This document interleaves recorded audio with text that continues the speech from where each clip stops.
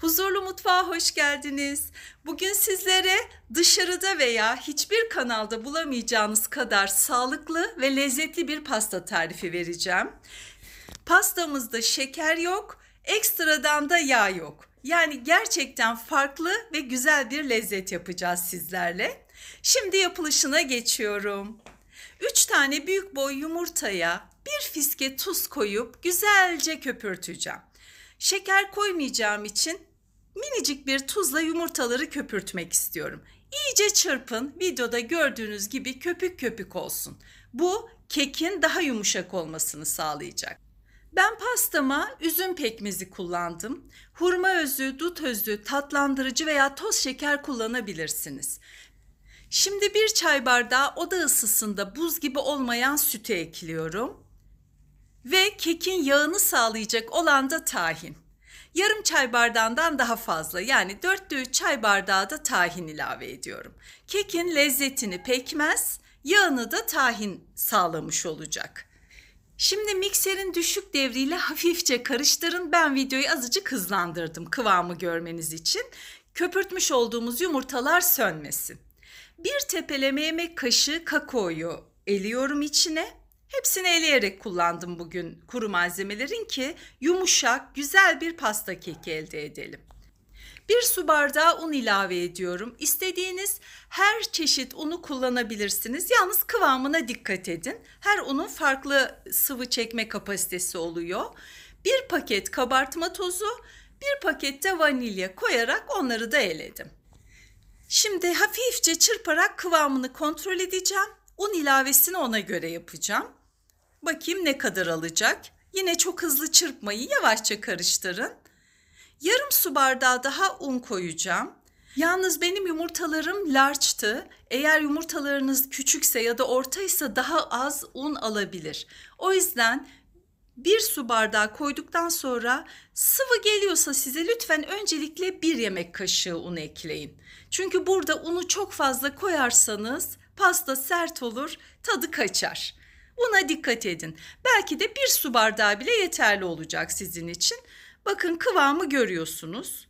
Çok koyu yapmayacağız. Şimdi şöyle güzelce kabın kenarlarını da toparlayayım.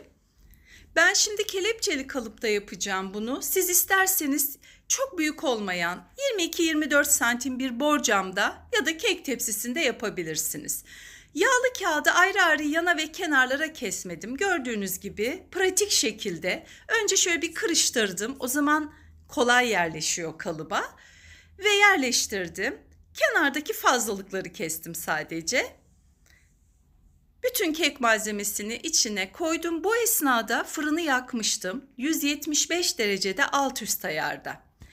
İlk 20 dakika hiçbir kekte fırını açmıyoruz. Yarım saat sonra, yani 30 dakika sonra bir baktım çünkü kabardı ve rengi koyulaştı ama içi hafif çiğ kalmış. Tekrar kapattım ve toplam 40-42 dakika kadar sonra kekimin içi pişmişti. Fırını kapattıktan sonra bir 5 dakikada içinde bıraktım. Çok çabuk çıkardığınızda çünkü sönebiliyor kekler. Ondan sonra alıyorum dışarı. Bakın henüz sıcak ama kenarları da ne kadar güzel ayrıldı yağlı kağıttan. Hafif ılındıktan sonra kağıdı çıkarabiliriz. Bakın kolaylıkla çıkarıyorum. Çok güzel bir kıvam oldu. Kekin lezzeti kadar dokusu da güzel oldu. Bakın altına. Hiç diyet bir pasta keki der misiniz? Tabii ki pandispanya'ya göre biraz daha yoğun ve doygun. Çünkü içinde 1-1,5 su bardağı şeker yok. Malzemeler farklı. Ama içerik de çok farklı. Çok güzel bir kek bu, sağlıklı.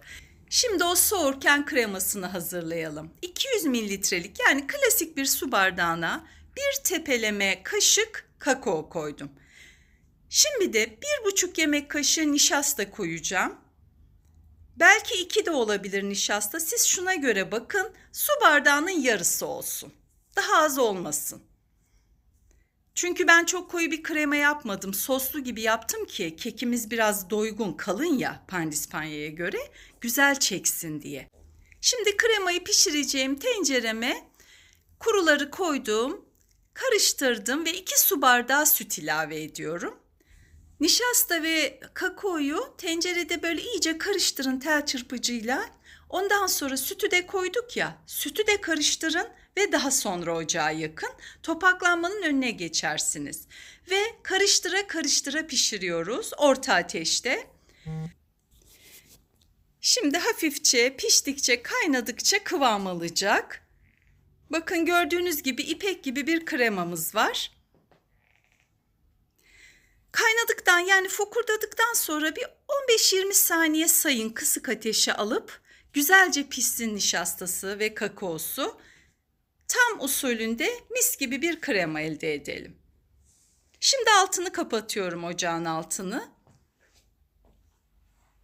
Kısık ateşte fokurdattım. 1 yemek kaşığı tereyağı ilave ediyorum. Dediğim gibi ocak kapalı, içinde eriteceğim. Çırpıcıyla güzelce. Hem bu çırparken de doku daha güzelleşecek. Farkındaysanız şeker vesaire koymadık. Şimdi hafifçe ilk sıcağı geçti. 3 yemek kaşığı bal koyuyorum. Eğer elinizin altında bal yoksa buna da hurma özü vesaire veya pekmez koyabilirsiniz. Kakao zaten onu bastırıyor. Çok ön plana çıkarmıyor. Bir pakette vanilya ilave ettim ve karıştırıyorum. Kremamız hazır. Bakın ipek gibi çok güzel bir pasta kreması. Hem de koyu yapmadım. Tabii ki soğudukça biraz kıvam alacak. Şimdi bu hazır. Arada karıştırırız kabuk tutmasın. Sunum yapacağım tabağa yağlı kağıtları kestim, kenarlara yerleştirdim. Birazdan göreceksiniz onun işlevini. Kekimiz soğudu artık. Fanlı çalıştırmadım ama bir taraftan daha çok kabarmış. Hatta malzemeyi döktükten sonra böyle tezgaha vururuz havası çıksın, onu da yaptım.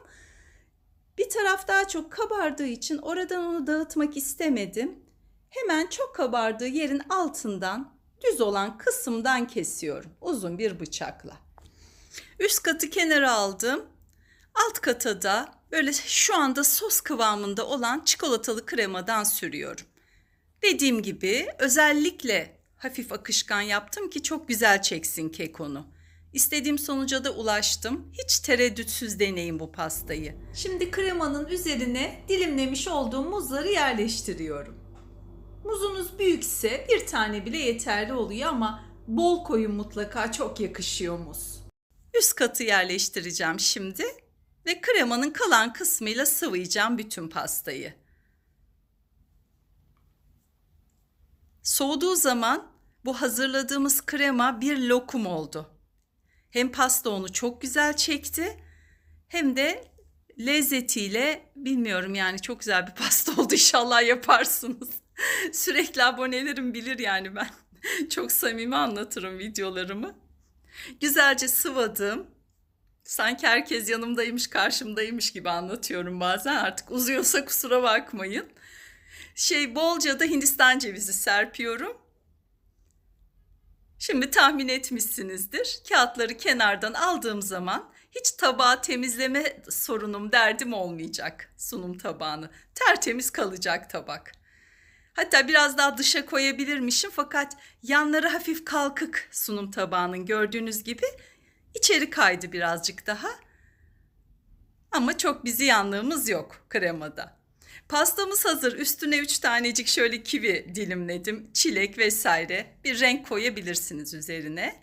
Şimdi kapatıyorum. Vaktiniz varsa bir gece buzdolabında kalmalı mutlaka.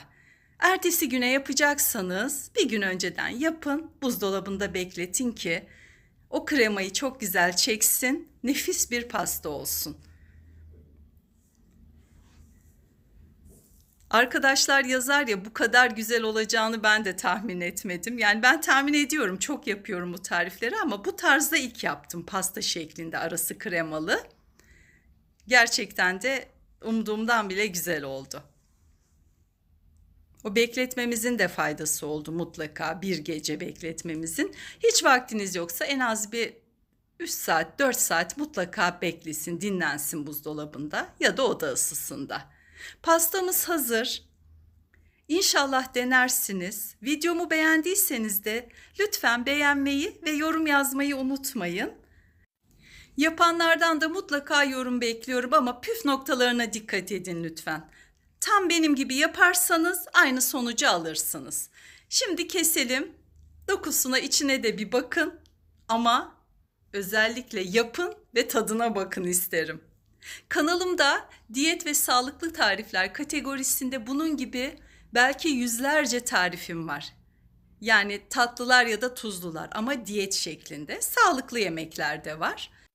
Eğer kanalıma abone olursanız çok mutlu olurum. Yanında da bir zil işareti çıkıyor. Ona tıklayıp tümü diye işaretlerseniz bütün tariflerimden hemen haberdar olabilirsiniz. Beni Instagram'da da huzurlu_mutfak olarak takip edebilirsiniz. Adım Buket Cengiz. İsmimle de beni bütün sosyal mecralarda bulabilirsiniz. Çok çok teşekkür ederim. Tekrar görüşmek üzere. Hoşça kalın.